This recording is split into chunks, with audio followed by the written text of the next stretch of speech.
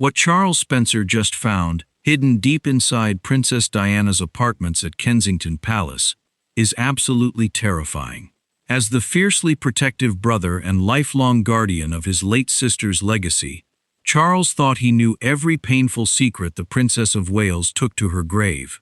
But the heavy wax-sealed lockbox, just pulled from a newly discovered, dark cavity in her royal sanctuary, changes everything. It wasn't a forgotten family heirloom. It was a physical, desperate SOS she left behind. What exactly was locked inside this terrifying vault? Why did Princess Diana go to such extreme lengths to hide it in the walls of Kensington Palace? And most importantly, who was she trying to warn Charles Spencer about before it was too late? The air inside Kensington Palace's apartment 8 on this dry, suffocatingly warm Tuesday afternoon was not just stale, it felt aggressively heavy. It smelled of pulverized plaster, century-old oak, and secrets that had been violently buried. Charles Spencer stood in the very center of the sitting room, his late sister's former sanctuary, staring at a jagged, dark void ripped into the 17th century masonry. Charles, the 9th Earl Spencer, possessed the towering posture and ingrained authority of a bloodline older than the Windsor dynasty itself. Even standing amidst the ruin of construction, his immaculate navy Savile Row suit and the heavy gold family signet ring glinting on his left hand projected an aura of vast wealth and untouchable status. He was a man accustomed to commanding 13,000-acre estates like Althorpe, yet in this suffocating room, all his aristocratic power felt entirely useless. For nearly 3 decades, this room had been quietly repurposed, its tragic history smoothed over with fresh paint and polite aristocratic silence. But a routine, mandated rewiring project by historic royal palaces had just brought the construction crew to a grinding, uneasy halt. The sounds of drills and hammers had been replaced by a tense, ringing silence. Arthur, the lead contractor, wiped a thick layer of sweat and drywall dust from his brow. His heavy work boots shifted uncomfortably on the plastic drop cloths. He didn't look at Charles. Instead, he pointed a heavy-duty flashlight directly into the dark, narrow cavity exposed behind the ornate marble fireplace. "We thought it was just a dead chimney flue, my lord," Arthur muttered, his voice echoing slightly in the hollow space. He swallowed hard, clearly wishing he were anywhere else. "But the palace blueprints, they're wrong. There's a secondary, reinforced compartment back there. It wasn't built for ventilation." Charles stepped forward, a sudden, inexplicable tightness gripping his chest. "Show me," he demanded, his voice barely above a whisper. In that frozen second, a haunting memory crashed over him. It was late 1995. He had walked into this very apartment to find the Princess of Wales on her knees, desperately tearing at the heavy oak skirting boards with a silver butter knife, whispering frantically that they were listening. Charles had quietly attributed it to the crushing pressure of her divorce, the tragic unraveling of a fragile mind under a global microscope. He had gently pulled her away, comforting her with hollow reassurances. Now, staring into the dark, deliberate cavity Arthur illuminated, a sickening wave of guilt washed over him. She hadn't been paranoid. She had been hunted. Arthur reached into the wall. The scrape of metal against brick sent a shiver down Charles's spine, despite the stifling heat. The object Arthur pulled from the dark wasn't a forgotten royal heirloom, a stray piece of jewelry, or a mislaid document. It was a lockbox. But it wasn't made of steel or wood. It was cast entirely in solid lead, the kind of material used to block radiation, or, more chillingly, ground-penetrating radar and electronic scanning.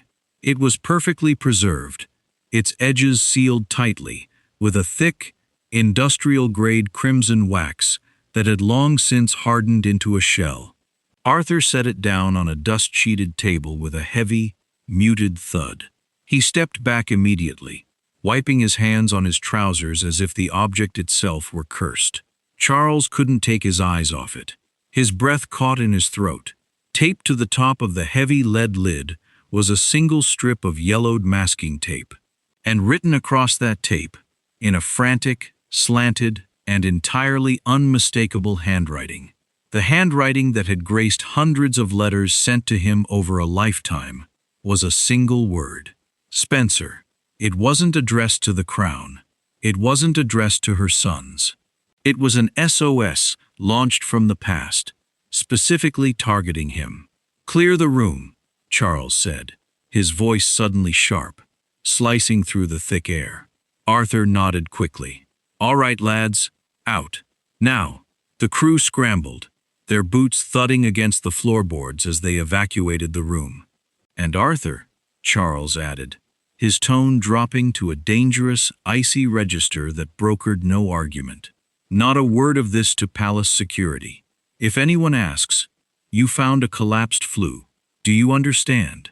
"Perfectly, my lord," Arthur stammered, pulling the heavy oak doors shut. As the heavy oak doors clicked shut, plunging the room back into a suffocating silence, Charles reached out. His fingers hovered over the wax seal. His heart pounded a frantic rhythm against his ribs. Whatever was inside this box had been hidden by a woman who knew she was running out of time. The heavy oak doors clicked shut, plunging apartment 8 into a suffocating, ringing silence. Charles Spencer stood entirely alone, the golden late-afternoon light filtering through the tall sash windows, casting long, skeletal shadows across the dust-sheeted furniture. For a long moment, he simply stared at the lead box.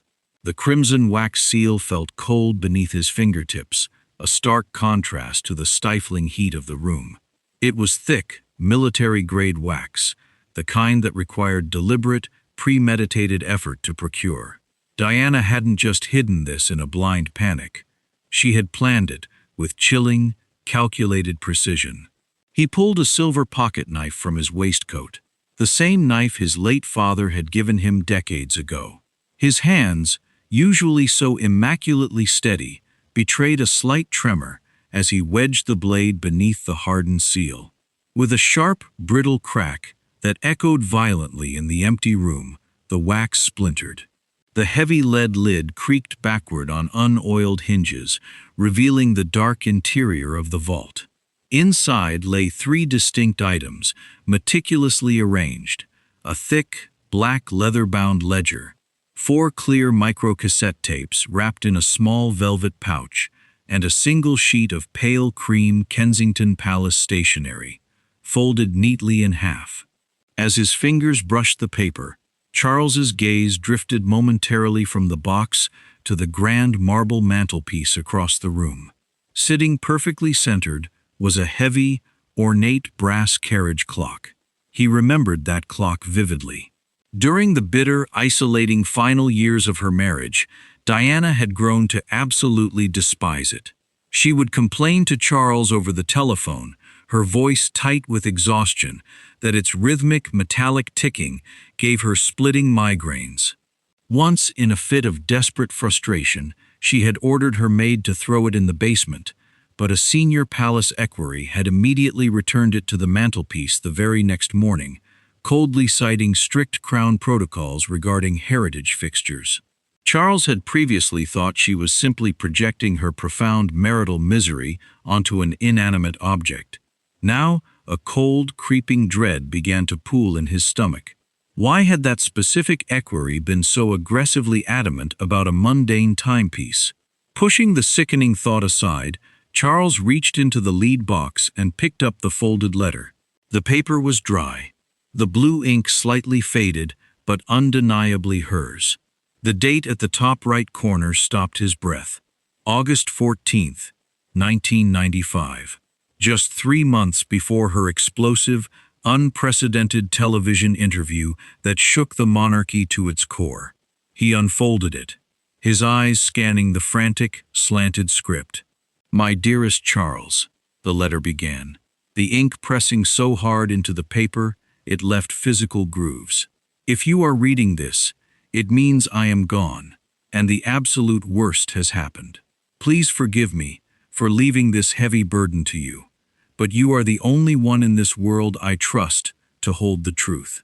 For years they have tried to convince me, and the public, that my mind is failing, that the paranoia is just madness. It isn't madness, Charles. They are in the walls. I couldn't leave, but I can make sure you know exactly who they are." Charles lowered the letter, the blood rushing like a physical roar in his ears. His eyes slowly lifted, moving past the ruined fireplace, landing squarely on the brass carriage clock. It wasn't ticking. It hadn't ticked in years. With a trembling hand, he reached for the black leather ledger in the box, opening the heavy cover to the first page. What he saw wasn't a personal diary. It was a typed, highly classified surveillance log. And the first entry, written in sterile, blocky text, made the entire room spin. Charles forced his eyes to focus on the sterile, typewritten text of the black leather ledger.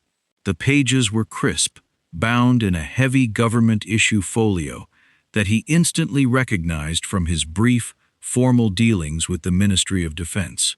This was not a sleazy tabloid dossier, patched together by desperate paparazzi. This was a highly classified, state-level intelligence document. He read the first entry aloud, his voice cracking in the suffocating silence of the empty room. November 3rd, 1993, 14 o'clock hours. Subject crying in the sitting room. Mentioned fear of brakes failing on the Audi. Advised handler.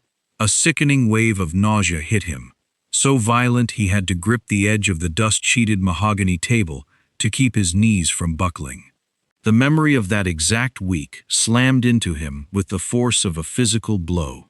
He had visited her that November.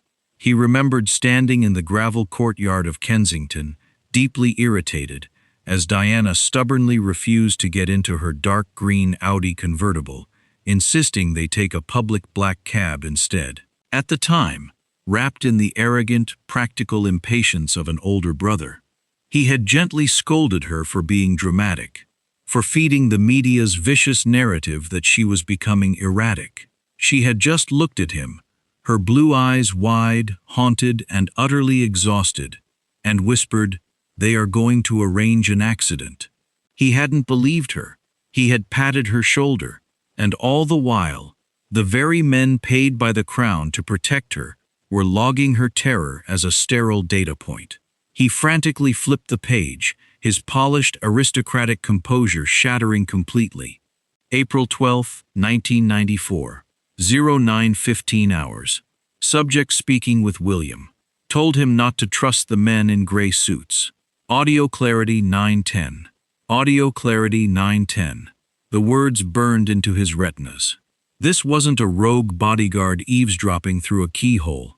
This was an invasive, microscopic surveillance operation capturing the most intimate, vulnerable moments between a frightened mother and her young son. The sheer scale of the betrayal was staggering. Charles was a Spencer, a family whose wealth, land, and influence predated the current royal house by centuries. They were essentially untouchable. Yet, his ancient title and immense fortune had been utterly useless to protect his sister from an establishment that viewed her not as a human being, but as a hostile operational target. At the bottom of the page, scrawled in thick blue fountain pen, was a sign-off signature approving the logs. The initials were sharp, distinct, and instantly recognizable. Charles's blood ran completely cold. It was the signature of a senior security chief, a man who had shaken Charles's hand at Diana's funeral, looked him dead in the eye, and offered his deepest, most solemn condolences.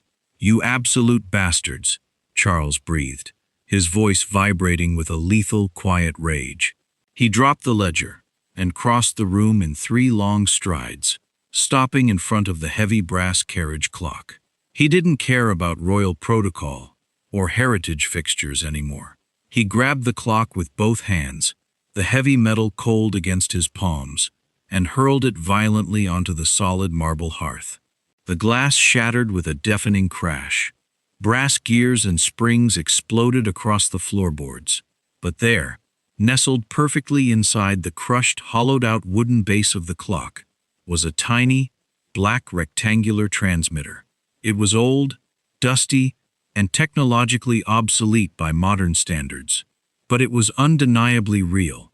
Charles knelt slowly, his breath coming in shallow gasps, and picked up the small electronic device. But as he looked closer at the exposed brick behind the ruined clock, his heart stopped entirely. The thin copper wires connected to the transmitter didn't just lead into the wall behind the fireplace. They split, snaking downward, boring directly into the floorboards beneath his feet. The sitting room wasn't the only room they had wired. Charles stared at the thin, frayed copper wire, disappearing into the floorboards, his mind racing to catch up with the sheer, terrifying scope of the violation. He didn't hesitate.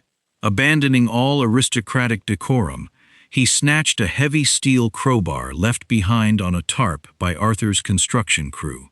His bespoke Savile Row suit jacket was tossed carelessly onto a chair, the pristine white fabric of his shirt quickly staining with sweat and century-old plaster dust.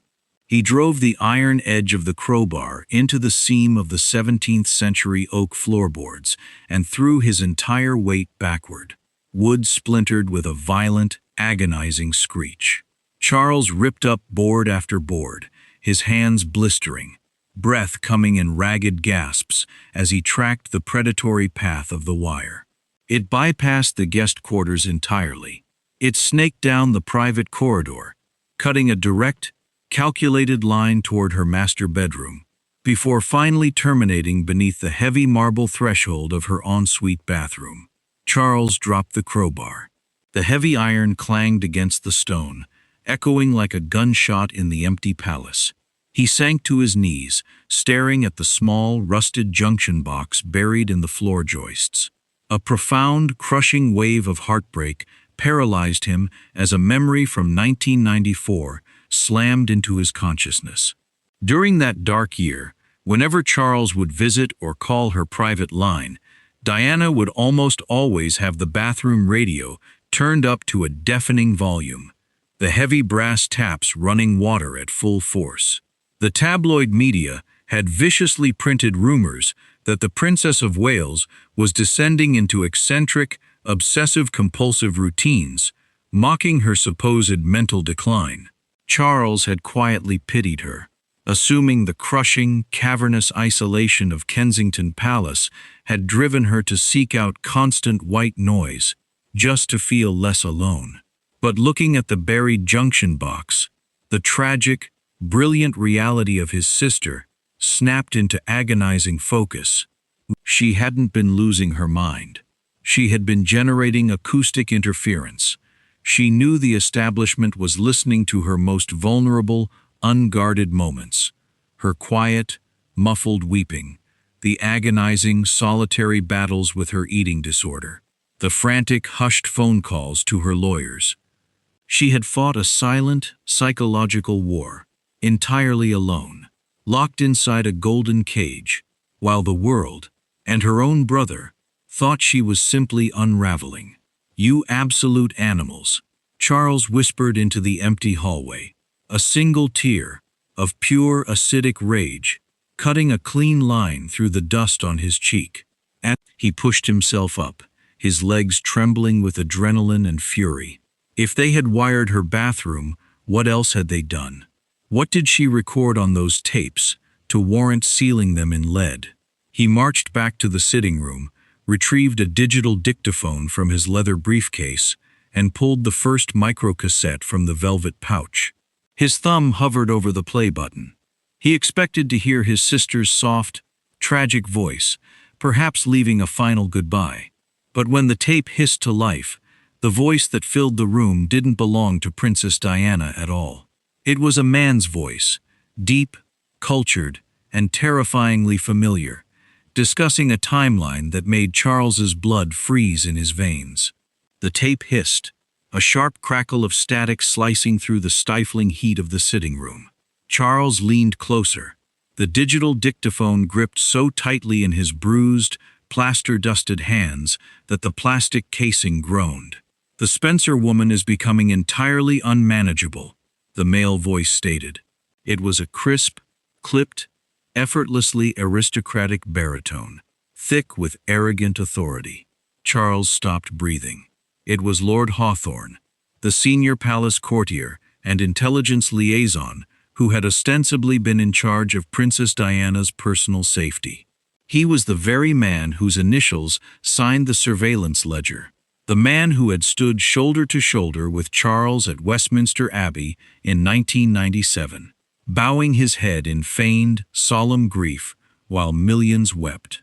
If she proceeds with the television broadcast this autumn, the institution will face an existential crisis, Hawthorne continued on the crackling recording. A second, unidentified voice muttered a gruff agreement. We must begin the process of systematic isolation.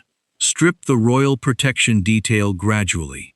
Claim it is her own desire for privacy. Once she is left entirely to the mercy of the foreign paparazzi, an environment of sheer chaos is established. In chaos, plausible accidents are not just possible, they are inevitable. Charles squeezed his eyes shut, a jagged, agonizing sob tearing from his throat. The towering Spencer pride, the immense generational wealth, the vast Althorpe estate where they had spent their idyllic childhood, none of it had been enough to save her.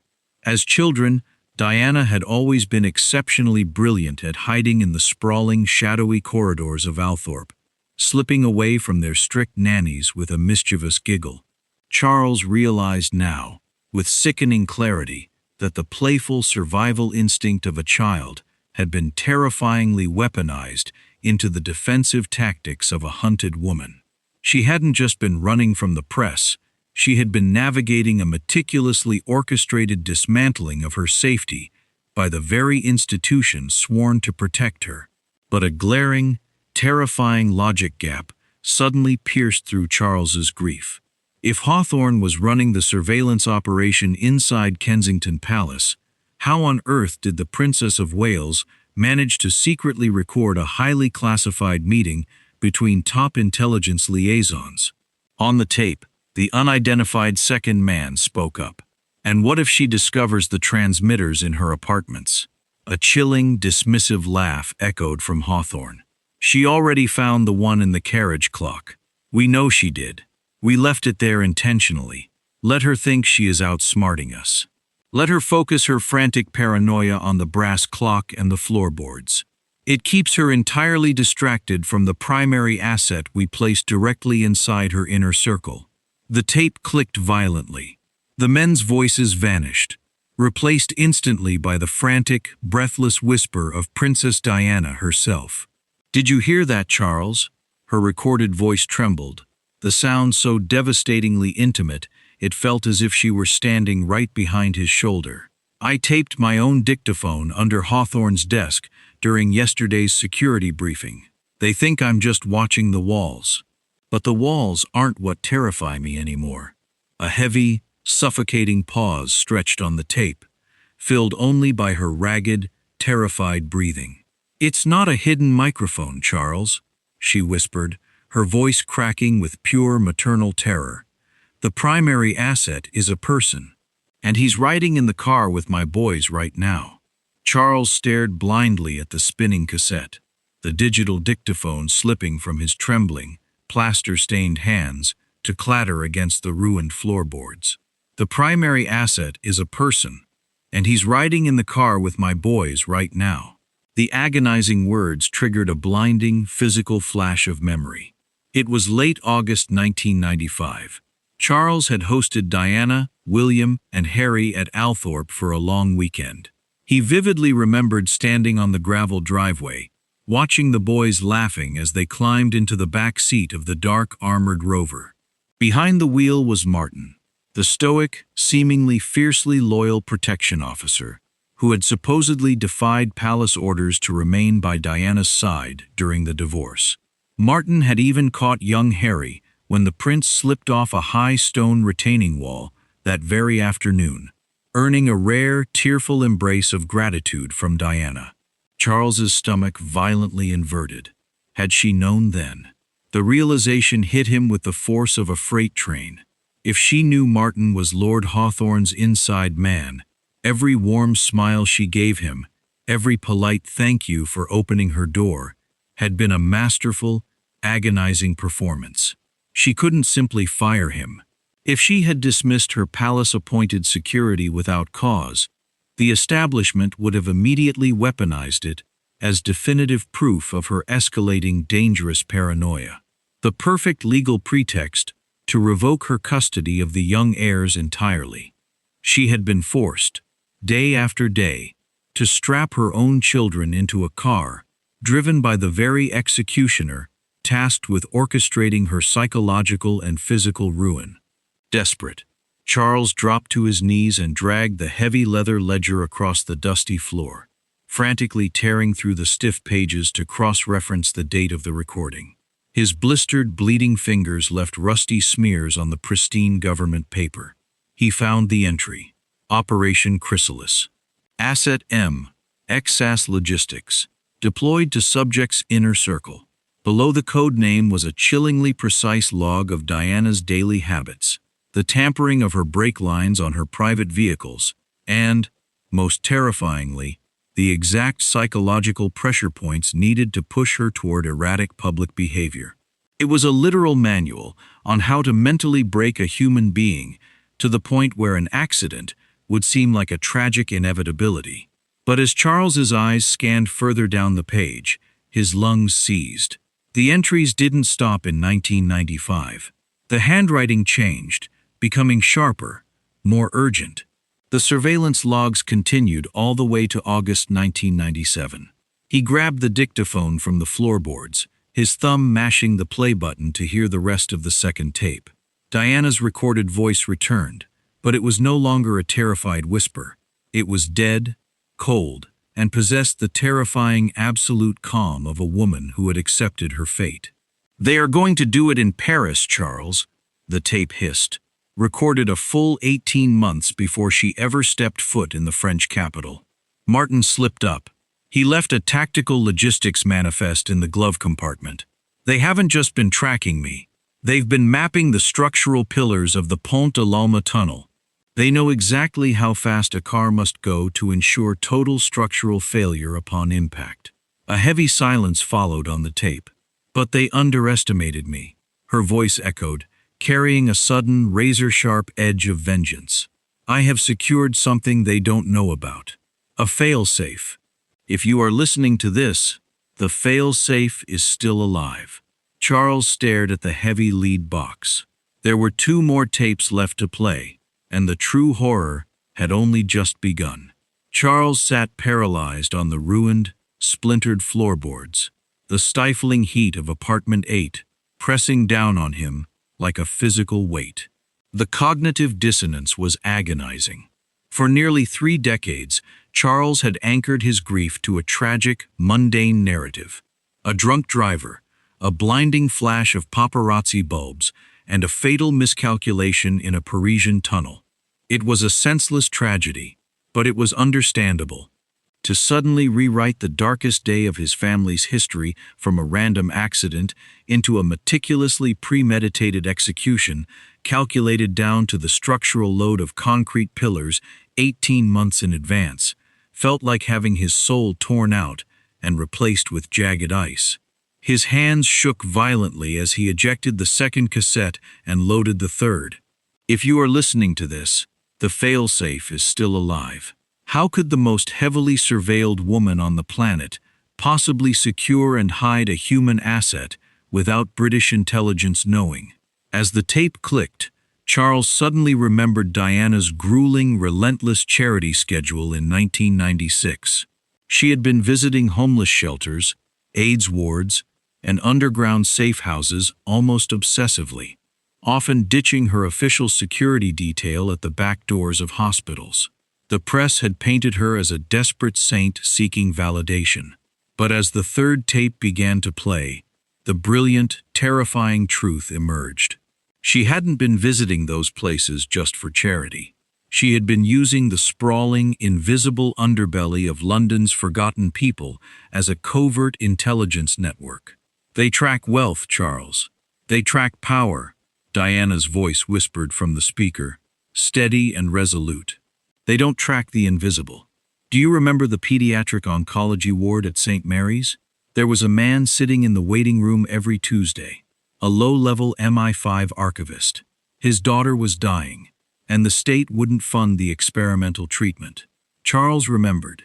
Diana had anonymously wired £50,000 to a medical charity that year, a transaction Charles had briefly questioned as her financial advisor. She had smiled sadly and told him it was for a friend. I paid for her life, Diana's recording continued, and in return, her father gave me his. His name is Elias. He is the one who stole this ledger from Hawthorne's safe. He is the one who built this lead box.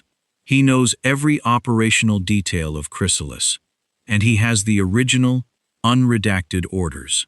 Charles stared at the heavy black ledger. She had literally bought an enemy agent and turned him into a ghost. Elias swore an oath to me, Charles. He has lived off the grid for decades, waiting for the day you finally breached this wall. I gave him a specific set of instructions, but he will not come to you. You must go to him. The tape crackled, the audio quality dipping momentarily as she moved closer to the microphone. Turn to the very last page of the ledger. There is a sequence of numbers. It's not a bank account, Charles. It's a set of geographic coordinates. Dropping the dictaphone, Charles frantically tore through the remaining pages of the heavy ledger. He bypassed the horrific logs of her psychological torture, arriving at the thick, embossed back cover. There, written in her unmistakable slanted handwriting, was a string of longitudinal and latitudinal digits. But it was the terrifying, hastily scribbled warning beneath the numbers that made Charles's blood turn to ice. Do not go to the police. Do not trust your own security. The moment Hawthorne's men realize you have opened this apartment, they will know you have the box. Look out the window, Charles. Right now. Charles scrambled to his feet, his heart hammering violently against his ribs. He crept toward the tall sash windows overlooking the manicured lawns of Kensington Palace. Standing perfectly still in the shadows of the ancient oak trees, dressed in a sharp civilian suit, was a man holding a heavy mobile phone to his ear. The man slowly lowered the phone, looked directly up at the window of apartment 8, and stared dead into Charles's eyes. It was Martin, the driver, and he hadn't aged a single day. Charles's breath fogged the ancient glass of the sash window as he stared down into the sprawling, manicured gardens of Kensington Palace. The man standing in the shadows of the oak trees stared back, his face an impossible, terrifying mirror of the past. The cold, dead eyes, the sharp, unforgiving jawline. It was the driver from 1995. But as the adrenaline violently spiked through Charles's veins, the initial jolt of supernatural terror gave way to a far more chilling, grounded reality. The man below wasn't in his late 60s. He was in his early 30s. It wasn't Martin. It was his son. The sheer, horrifying scale of the conspiracy clicked into place, locking Charles's lungs in a cold vice. Years ago, his late father had warned him over a glass of port that the true, terrifying power of the British establishment wasn't in its wealth, but in its continuity. Titles were passed down to the aristocracy, but duty, cold, unblinking, lethal duty to the crown's darkest secrets, was passed down through generations of intelligence operatives. Operation Chrysalis hadn't died in a Parisian tunnel in 1997. It had simply been handed off to the next generation. They had been silently waiting for the day the walls of apartment 8 were breached, and now the trap was rapidly springing shut. Charles violently threw himself away from the window, his bespoke leather shoes slipping on the plaster-dusted floorboards. He didn't have hours. He had seconds. He lunged for his leather briefcase, his blistered hands frantically shoving the black leather ledger, the velvet pouch of microcassettes, and Diana's handwritten letter into the main compartment. He left the heavy lead lockbox on the table. It was far too heavy to carry, and its sole brilliant purpose had been to shield the truth from thermal and electronic sweeps until a Spencer finally broke the seal. Suddenly, the heavy brass handle of the sitting room's main oak doors began to rattle. It wasn't a polite knock. It was the deliberate, forceful testing of a locked, hostile perimeter. Arthur and the bewildered construction crew were long gone, undoubtedly ushered out of the palace grounds by the very men now sealing the building's exits. "Lord Spencer!" A muffled, sterile voice called out from the corridor, devoid of any genuine respect. "Palace security.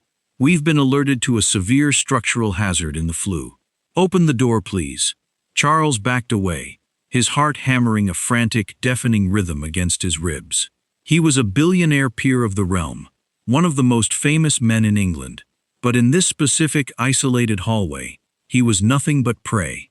If they got their hands on that ledger, the truth would burn in an incinerator, and Charles would likely suffer a tragic, sudden coronary event before he ever reached the palace gates. He looked wildly around the room, his eyes landing on the shattered remains of the marble fireplace. Earlier, Arthur had specifically muttered that the palace blueprints were wrong, that the cavity wasn't just a dead flue, but a reinforced secondary compartment that bypassed the ventilation entirely. Diana hadn't just hidden the box in a random hole. She had utilized a forgotten 17th-century servant's drop shaft that predated the modern, heavily surveilled palace schematics.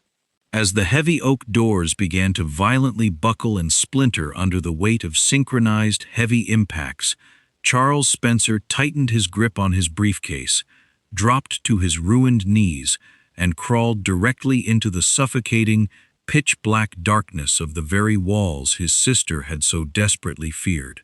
The heavy oak doors of apartment 8 finally gave way with a deafening, violent crack, exploding inward just as Charles pulled the rusted iron grate of the fireplace shut behind him. He was instantly swallowed by absolute, suffocating darkness. The air inside the 17th-century dropshaft was thick with centuries of undisturbed soot and freezing masonry. Above him, he heard the heavy, synchronized thud of tactical boots flooding the sitting room. "The lead box is empty, sir. The ledger is gone," a sharp voice barked, the sound muffled by the thick brickwork. "Lock down the gates. Ground all vehicles. He hasn't left the perimeter," the cold, authoritative voice of Martin's son commanded. Charles pressed his back against the curved brick of the shaft, his heart hammering so violently against his ribs he feared the men above could hear it. He was a billionaire, an earl, a man who commanded boardrooms and estates, but in this suffocating void, he was entirely powerless. Panic threatened to paralyze his lungs, but a vivid, saving memory from 1970 abruptly anchored him. As children at Althorpe, he had been terrified of the dark, sprawling servant corridors. It was a young Diana who had taught him how to survive the pitch-black tunnels during their games of hide-and-seek. "Don't look for the light, Charlie," she had whispered, grabbing his small hand. "Just keep your left shoulder to the brick. Count your steps, and the wall will guide you out." Decades later, her childhood survival game became his literal lifeline. Clutching his leather briefcase tightly against his chest, Charles kept his left shoulder pressed hard against the freezing brick, feeling blindly for the rusted iron rungs embedded in the masonry. He began a treacherous, agonizing descent. The shaft was terrifyingly narrow, tearing the pristine fabric of his suit and scraping the skin from his shoulders. Every scrape of his leather shoes felt deafening, but he didn't stop. He was finally experiencing his sister's chilling reality, stripped of all aristocratic privilege, navigating a terrifying, invisible underworld while the establishment hunted him from above. He descended for what felt like an eternity, the temperature dropping sharply, until his boots finally struck solid, damp earth. He had reached the forgotten, vaulted subcellars of Kensington Palace, long abandoned since the Victorian era. Following a faint draft of humid evening air, Charles crawled over rotting wooden beams until he reached a rusted, ground-level coal chute hidden beneath a thick thicket of overgrown ivy near the palace's outer perimeter wall. With a final, desperate shove, he forced the heavy iron hatch open and tumbled out into the fading London twilight, collapsing into the damp grass of a public garden just outside the locked gates. He was bleeding, covered in black soot, and gasping for air. Sirens began to wail in the distance. The palace perimeter was suddenly flashing with harsh blue lights. He couldn't use his mobile phone. Hawthorne's men would pinpoint his GPS within seconds. He couldn't go to his townhouse, nor could he access his bank accounts. He reached into his ruined jacket and pulled out the only thing that mattered, the torn ledger page bearing the coordinates. Limping toward the bustling, anonymous safety of Kensington High Street, Charles hailed a passing black cab, throwing himself into the shadowed back seat. He handed the bewildered driver a crumpled, soot-stained 50-pound note from his money clip. "Where to, mate?" the driver asked, eyeing Charles's ruined appearance in the rearview mirror. Charles recited the coordinates, translating them to the corresponding address he had mentally mapped during his descent in the dark shaft. But as the cab sped away from the flashing lights of the royal enclosure, Charles realized with a sickening jolt exactly where those numbers led. Elias wasn't hiding in a fortified safe house or an underground bunker. The coordinates pointed to a very specific, agonizingly familiar location, one Charles had fiercely guarded for nearly 3 decades.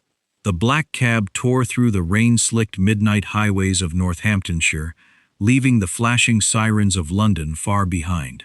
Charles sat in the suffocating shadows of the back seat, clutching the leather briefcase against his chest as if it were a beating heart. The coordinates from the ledger had mapped to a location so agonizingly personal, so intensely private, that the realization had nearly stopped his breathing. It was Althorpe, his ancestral home. Specifically, the coordinates pinpointed the round oval, the tranquil, isolated lake where Princess Diana was buried. Following his sister's chilling warning not to trust his own security, Charles ordered the cab to stop a mile from the main gates. Bleeding, covered in centuries-old soot, and stripped of his aristocratic armor, the Earl Spencer bypassed the perimeter cameras and slipped onto his own 13,000-acre estate like a trespasser in the night. He moved silently through the dense, sprawling woods until the dark, glassy expanse of the round oval broke through the trees. The moonlight cast a skeletal, silver glow over the small island in the center of the water. Charles untied the small wooden maintenance rowboat and pushed it into the freezing black lake. The only sound was the rhythmic, hollow splash of the oars, each stroke heavy with the weight of 30 years of grief and deception. When the bow of the boat scraped against the muddy bank of the island, Charles stepped out, his ruined dress shoes sinking into the damp earth. He walked slowly toward the pristine marble monument marking his sister's final resting place. "You took your time, my lord." The voice was raspy, aged, and cut through the freezing midnight air like a knife. Charles violently spun around. Stepping out from the deep shadows of the ancient oak trees was Thomas, the quiet, solitary groundskeeper Charles had personally employed to tend the island's flora 25 years ago. Thomas had arrived with glowing references from a pediatric medical charity. Charles stared at the old man, his mind struggling to bridge the terrifying gap. "Elias?" he whispered, his voice cracking. The old groundskeeper nodded slowly, his eyes reflecting a hardened, lifelong sorrow. "She saved my daughter, Lord Spencer, and in return, I promised her I would guard her peace and wait for the day you finally broke the wax."